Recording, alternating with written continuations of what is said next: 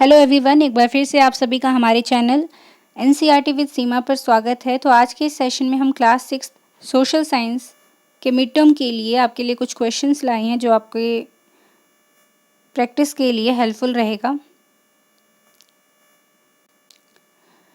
दोनों ही मीडियम में वीडियो को रखा गया है, दोनों ही मीडियम में आपके पास एक्सप्लेनेशन एंड क्वेश्चंस हैं, तो आप अपने दोस्तों के सारे से ज़रूर शेयर कीजिए और उनके साथ उन्हें भी शेयर करने के लिए कहिए ताकि ज़्यादा से ज़्यादा सब्सक्राइबर हो सके और हम इस पर ज़्यादा से ज़्यादा वीडियोस ला सकें। तो पहला क्वेश्चन है आपके सामने, which one of the following is an example of modern city. निम्नलिखित में से कौन सा आधुनिक नगर का एक उदाहरण है। ऑप्शंस है भीमबेटका, मुंबई, इनाम गांव या फिर बुर्ज होम। तो सबसे पहले आप लोग खुद देंगे आंसर, फिर देखेंगे कि आपने कितने सही किए हैं इसमें से, जिससे आप खुद को चेक कर पाएंगे कि आप मिड टर्म के लिए कितना तैयार हैं। तो इसके लिए राइट आंसर होगा option number B, Mumbai. Next question है, वह स्थान जहां कब्र में मृतक के साथ बकरी के कंकाल मिले हैं। कौन सा जगह है वो जहां पर जो कब्र होती है, जहां पर मृतकों को दफनाया जाता है, उनके साथ बकरी के कंकाल मिले हैं, यानी कि उनके साथ जो मृतक लोग थे उनके साथ बकरी भी दफनाई जाती थी। वो कौन सी जगह है? भीमबेटका, बुर्ज-होम, मेहरगढ़ या फिर Chirand. The place where skeleton of goat is found with the dead in burial.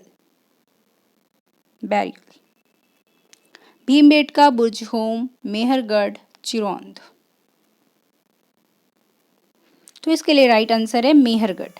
अब देखिए, ये जो सोर्स इसका दिया गया है ये है चैप्टर नंबर 2 आपके हिस्ट्री का, जो कि आपके मिड टर्म में आ रहा है। अगर आपने अभी तक क्लास 6 का सिलेबस नहीं देखा है हिस्ट्री का, तो आप लोग हमारे चैनल पर देख सकते हैं। आपको सिलेबस बताया गया है कि मिड टर्म में आपका क्या आ रहा है। तो मैं जो वीडियो बनाती हूँ उसमें मैं आपको सोर्स इसलिए देती हूँ ताकि आप उस चैप्टर को जाके अच्छे से पढ़ें और पता करें। देखिए कैसे क्वेश्चन आ रहे हैं, कहाँ से क्वेश्चन आ रहे हैं, आपको ये पता लग सके। देखिए इसलिए आपके सामने स्क्रीनशॉट भी रखा है मैंने आपकी बुक का कि ये क्वेश्चन कहाँ से आया है। आप ही की बुक में से है। देखिए क्या लिखा हुआ है यहाँ पे, मेहरगढ़ ईरान जाने वाले सबसे महत्वपूर्ण रास्ते बोलन दर्रे के पास है। तो ये भी क्वेश्चन बन सकता है कि मेहरगढ़ किस दर्रे के पास है, तो आपको ये याद रखना है, बोलन दर्रे के पास है मेहरगढ़। एक हरा भरा समतल स्थान है। मेहरगढ़ संभवतः वह स्थान है जहाँ के स्त्री पुरुषों ने इस इलाके में सबसे पहले जौ, गेहूं उगाना और भेड़ बकरी पालना सीखा था। तो क्वेश्चन आपके मिड टर्म में आ सकता है कि वह कौन सा स्थान है जहाँ पर स्त्री और पुरुषों ने सबसे पहले जौ, गेहूं और भेड़ बकरी पालना सीखा था। तो वो जगह कौन सी है? मेहरगढ़। यहाँ विभिन्न प्रकार के जानवरों की हड्डियां मिली हैं। इनमें हिरन तथा सूअर जैसे जंगली जानवरों तथा भेड़ और बकरियों की हड्डियां हैं। मेहरगढ़ में इसके अलावा चौकोर तथा आयताकार घरों के अवशेष भी मिले हैं। प्रत्येक घर में 4 या उससे ज्यादा कमरे हैं, जिनमें से कुछ संभवतः भंडारण के काम आते होंगे। मृत्यु के बाद सामान्यतः मृतक के सगे संबंधी उसके प्रति सम्मान जताते हैं। लोगों की आस्था है कि मृत्यु के बाद भी जीवन होता है, इसलिए कब्रों में मृतकों के साथ कुछ सामान भी रखे जाते थे। तो यहाँ के लोग क्या समझते थे कि मृत्यु के बाद भी लोगों का जीवन होता है और इसलिए उनके साथ, मृतकों के साथ कुछ सामान को भी दफनाया जाता था। मेहरगढ़ में ऐसी ही कई कब्रें मिली हैं। एक कब्र में एक मृतक के साथ एक बकरी को भी दफनाया गया था। तो क्वेश्चन हमारा यही था ना कि मृतक के साथ बकरी को किस स्थान पर दफनाया जाता था? तो मेहरगढ़ में। संभवतः इसे परलोक में मृतक के खाने के लिए रखा गया होगा, क्योंकि ये लोग मानते थे कि जो लोग हैं वो उनका मरने के बाद भी जीवन होता है, इसलिए ये इनके साथ आवश्यक वस्तुओं को भी दफनाते थे। तो यहाँ पर देखिए आपको एक पिक्चर दी गई है, मेहरगढ़ की कब्र का चित्र है, जिसमें बकरी के कंकाल भी आपको दिखाए गए हैं। तो नेक्स्ट क्वेश्चन की तरफ चलते हैं। करनूल की गुफाओं में हमें किसके अवशेष मिलते हैं? राख के, जानवरों के, फलों के या फिर फूलों के? Whose remains are found in the Kurnool caves. ये भी आपका सेकंड चैप्टर का क्वेश्चन है। हिस्ट्री से केवल आपका एक ही चैप्टर आ रहा है, चैप्टर 2, तो उसको अच्छे से रीड करिए। Options are aces, fruits, animals और फ्लावर्स। तो इसके लिए राइट आंसर क्या होगा? राख के। करनूल की गुफाओं में किसके अवशेष मिले हैं? राख के। देखिए इसको, आपके चैप्टर से है, आपके बुक में से है। आग की खोज हेडिंग के अंतर्गत आपको बताया गया है। कुरनूल गुफा को मानचित्र 2 में कुरनूल गुफा को ढूंढिए। यहाँ राख के अवशेष मिले हैं। कहाँ मिले हैं? कुरनूल गुफा में। इसका मतलब यह है कि आरंभिक लोग आग जलाना सीख गए थे। आग का इस्तेमाल कई कार्यों के लिए किया गया होगा, जैसे कि प्रकाश के लिए, लोग जो पहले के लोग थे वो प्रकाश के लिए आग करते थे, या फिर मांस को भूनने के लिए, और खतरनाक जानवरों को दूर भगाने के लिए। तो इन्होंने आग का उपयोग किस किस कार्य के लिए किया? प्रकाश के लिए, मांस को भूनने के लिए और खतरनाक जानवरों को दूर करने के लिए। तो आपको पता लग गया यहाँ से क्या चीज के अवशेष मिले हैं? राख के। नेक्स्ट क्वेश्चन है, भीमबेटका पुरा स्थल किस नदी घाटी के पास स्थित है? In which river valley is Bhimbetka archaeological site located? Ravi, Ganga, Sutlej या फिर नर्मदा? तो बताइए, भीमबेटका पुरा स्थल किस नदी घाटी के पास स्थित है? भीमबेटका कहाँ पर है? सबसे पहले किस राज्य में है? तो ये मध्य प्रदेश में है। और मध्य प्रदेश की राजधानी क्या है? भोपाल।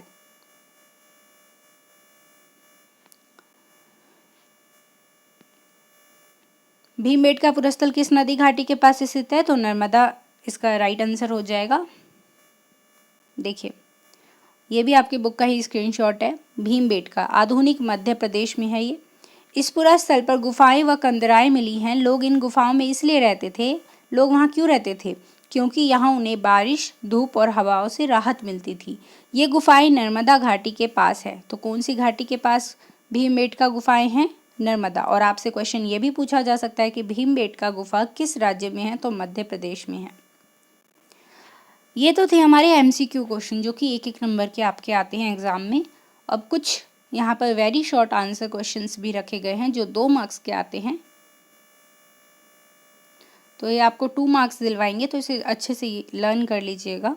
पहला क्वेश्चन है, आरंभिक मानवों को आखेटक खाद्य संग्राहक कहा जाता था, कारणों की समीक्षा कीजिए।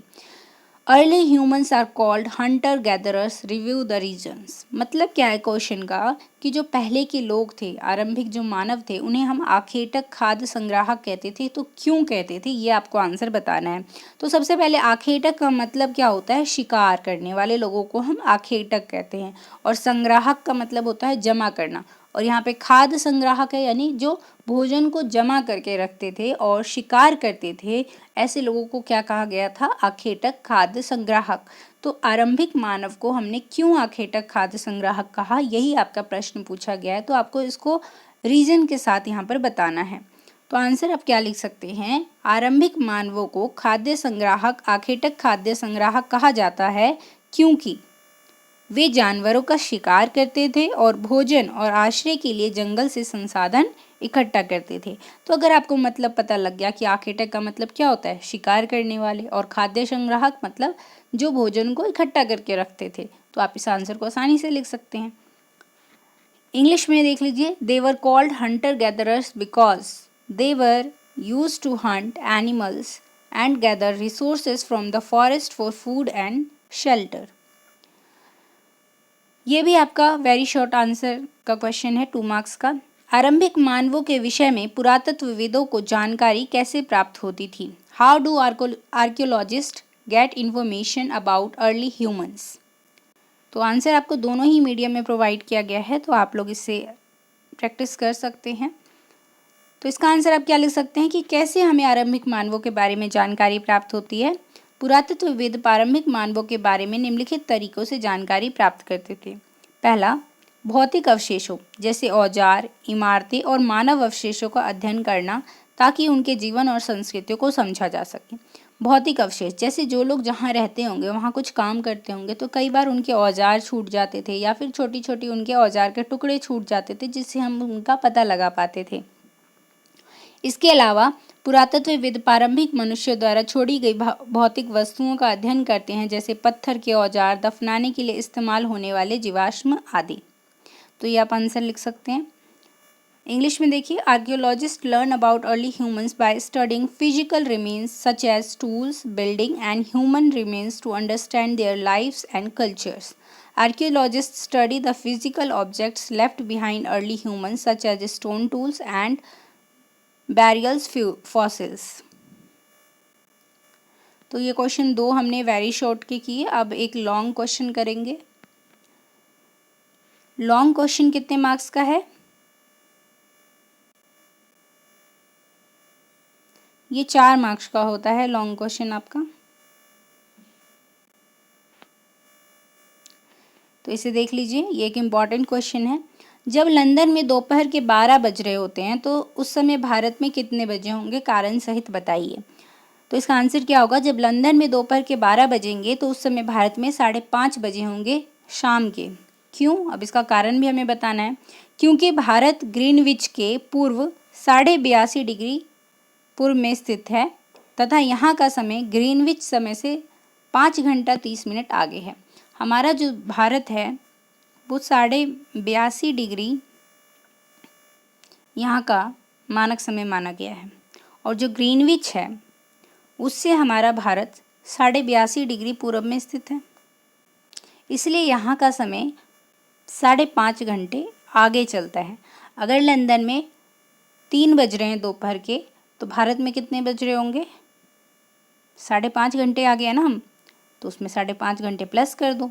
अगर 3 में हम 5.5 घंटे प्लस कर देंगे तो कितना टाइम हो जाएगा हमारे भारत में? रात के 8:30 बजेंगे। तो ज़रूरी नहीं है कि क्वेश्चन में आपसे यही पूछा जाएगा कि 12 बज रहे होंगे तो कितने बजेंगे। जितना भी टाइम लिखा है उसमें आपको 5.5 घंटे प्लस कर देना है तो आपको भारत का टाइम आ जाएगा। ठीक है।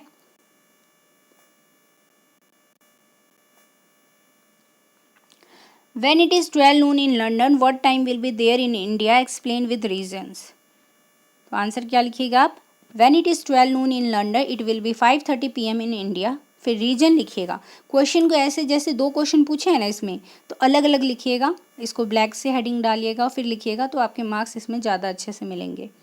India is located 82 degree 30 minute east of Greenwich and the time here is 5 hours 30 minutes ahead of Greenwich time. ठीक है, तो ये था आज का हमारा एसएसटी का प्रैक्टिस सेट।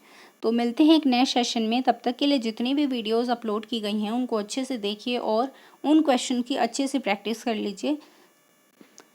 आई होप आपके मिड टर्म में ये आपको बहुत हेल्प करेगा। तो मिलते हैं एक नए सेशन में, तब तक के लिए थैंक्स फॉर वॉचिंग।